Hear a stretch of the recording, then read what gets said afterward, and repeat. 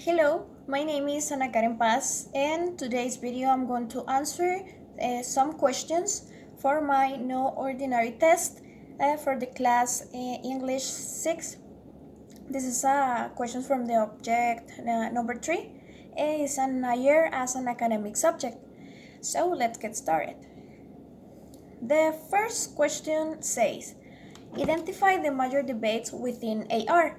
Why do the debates often linger on without any clear winner emerging? Okay, AR contains realistic and liberalistic elements of the cooperation.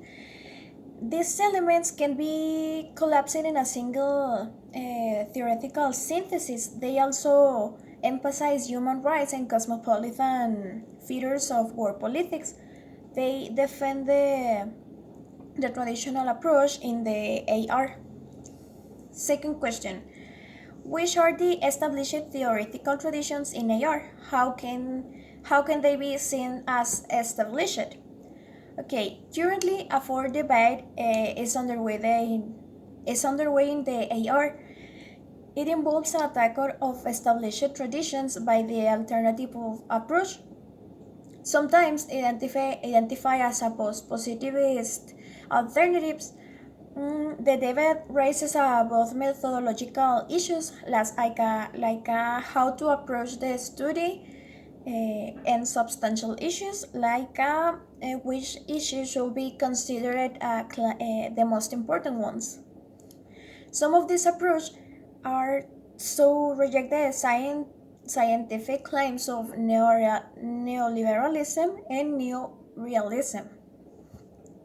Question 3. Why was AR strongly influenced by liberalism? For the first dominant academic theory of the AR was shaped by the search to answers to them. The answer that the answer that a new discipline of AR came up to with very profoundly influenced by liberal ideas. For liberal thinkings, like the First World War, it was a no small measure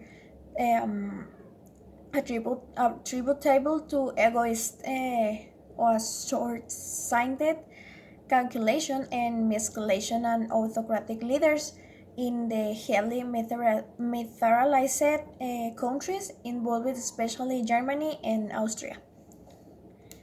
Question 4. Seen over the long term, realism is a dominant theoretical tradition in AR. Why? Okay, the first major debate was clearly won by Carl and Mongeteu and other realistic thinkers. The realism became a dominant way of thinking about international relations, not only among scholars, but also politicians and diplomats. Many liberals contended that realism was the better guide for international relations.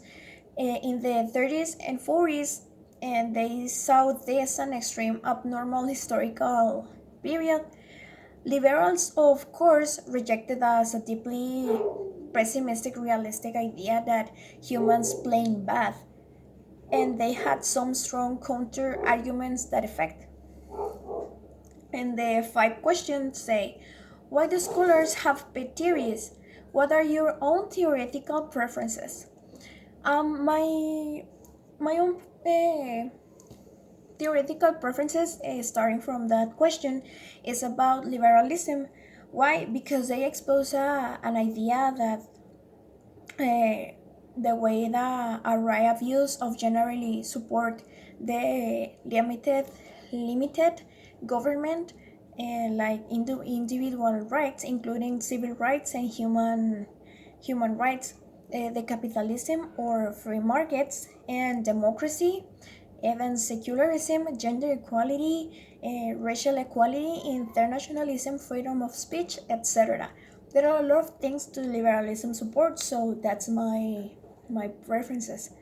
And why do scholars have pet theories? It's because they have been dominant way of thinking in the AR, and the major challenge to way of thinking. So that's it. Thank you so much for watching.